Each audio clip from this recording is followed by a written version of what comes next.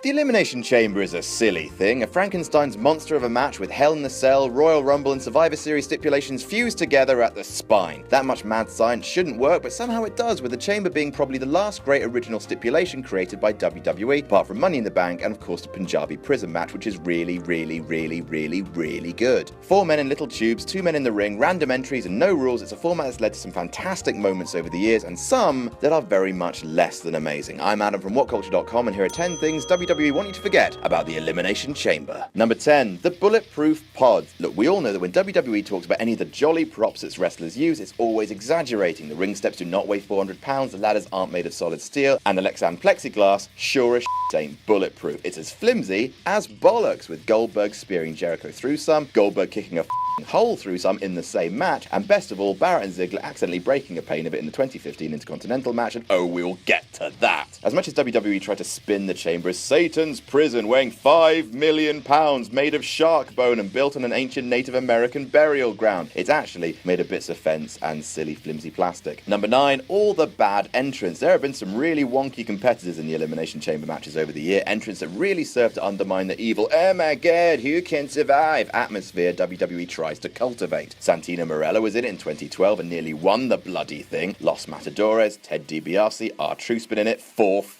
times. Even some of the guys who fit the bill of at least being big have been totally rubbish in the match, like Big Daddy V, Mike Knox. Hands up who remembers Mike Knox?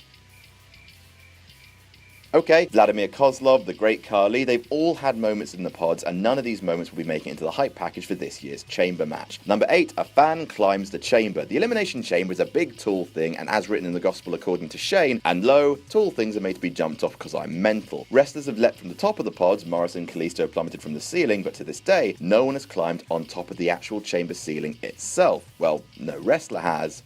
A fan has. At WrestleMania Access last year, one of the key attractions was a full-size Elimination Chamber that fans could step inside. One fan decided to take it where wrestlers have so far been afraid to step and clambered up to the ceiling, causing This Is Awesome chance to break out because wrestling fans are simultaneously the best and worst people in the world. Considering the Duke had broken his neck and caused a legal storm, WWE would very much like you to not climb its Satan's prisons, please. Number 7, the result doesn't always matter. Twice, on 2 separate occasions, despite the Chamber being a grueling contest that leaves bodies broken and souls shattered, twice the result of the match has meant precisely jack shit.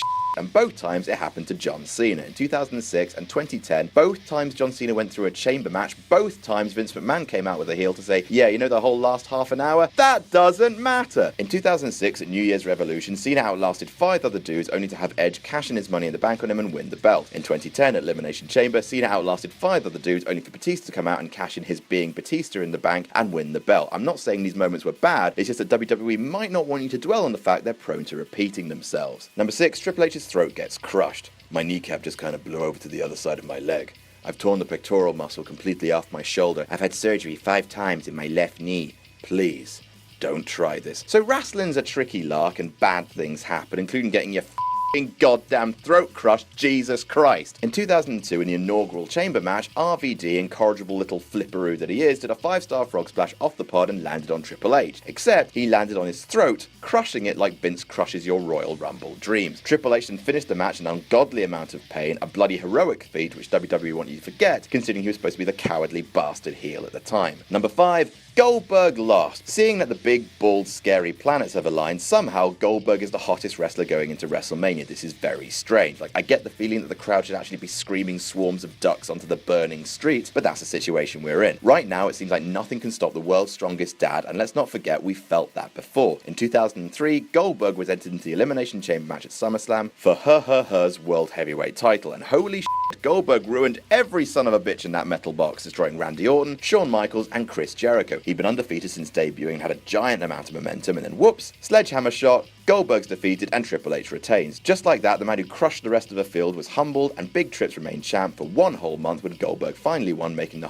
everyone angry and derailing a genuinely huge monster thing entirely pointless. Number 4, Jack Swagger won. And speaking of pointless, you don't know Jack. Mr. Swaggy has been a feature of WWE for the better part of a decade now, and for a man with a pronounced lisp and the emotional range of a moose corpse, he's done well. But with hindsight being what it is, they absolutely wasted an Elimination Chamber win on him. Swagger returned in 2013 team with a newly acquired set of far-right beliefs and Donald J. Trump as his manager. Regardless of how tasteful you thought the anti-immigration gimmick was, it was a headline grabber, and WWE capitalized by giving him a victory at Elimination Chamber, making him the number one contender to Alberto Del Rio's World Heavyweight Championship. Slight problem, Swagger would celebrate his victory by copying a DUI and being in possession of weed. Good stuff. He promptly lost a feud with Del Rio and took a merry trip down the card, making his chamber win one of the most improbable and forgettable today. Number 3, the Extreme Elimination Chamber. Golly, where to begin with December to dismember? So in 2006, ECW had come back, now operating under WWE's rulebook, and to give you an idea of how the reboot of the Flips and Barbed Wire Motley Lunatic Club was going, Big Show was the champion. Good stuff. In December, WWECW was given its first pay-per-view, barely promoted and incredibly close to Survivor Series, just to make sure it absolutely tanked, and tank it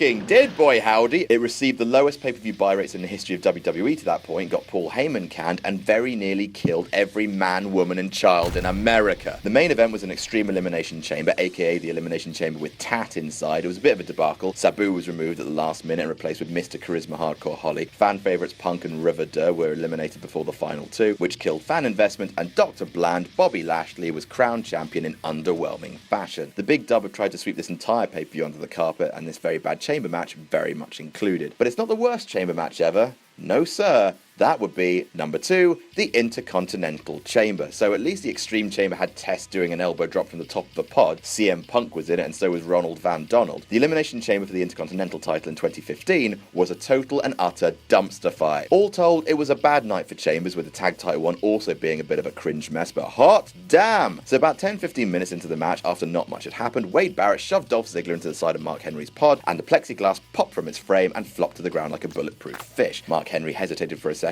and then, because no DQ I guess, he joined the match early and everything fell apart. Lost and confused, and with so many of the rehearsed spots blown, the competitors wandered around the chamber like overtired dads at a craft fair they didn't want to be at, with Dolph Ziggler almost giving himself a heart attack trying to give everyone moves to do. Oh, and Ryback won. Bully. And number 1, setting The Undertaker on fire. Midnight Mark has always taken his gimmick very seriously, but perhaps too much at Elimination Chamber 2010 when his pyro mistimed, and no joke, the WWE actually set the dead man on fire, which must have pissed off Kane backstage. Gimmick infringement's a big deal. Taker walked out and became engulfed in flames, forcing him to uncharacteristically storm to the ring and rip his smouldering coat off. The poor son of a bitch then had to stand in a pod, suffering from second-degree burns, pouring a series of water bottles over himself until it was his turn to go in and start bumping around on his burns. Imagine being the pyro guy who set The Undertaker on fire. Hey honey, how was your day at work? Oh fine, I almost killed one of the greatest wrestlers who ever lived and I'll never work in wrestling again. Also, I think I'm cursed now. So pretty much the same. It's an accident that could have gone fatally wrong, and you sure as ain't gonna find it on the network. And that's our list. Did we miss any out? Tell us about it in the comments. Don't forget to like, share and subscribe. You can follow me on Twitter here. I'm Adam from WhatCulture.com, and I'll see you soon.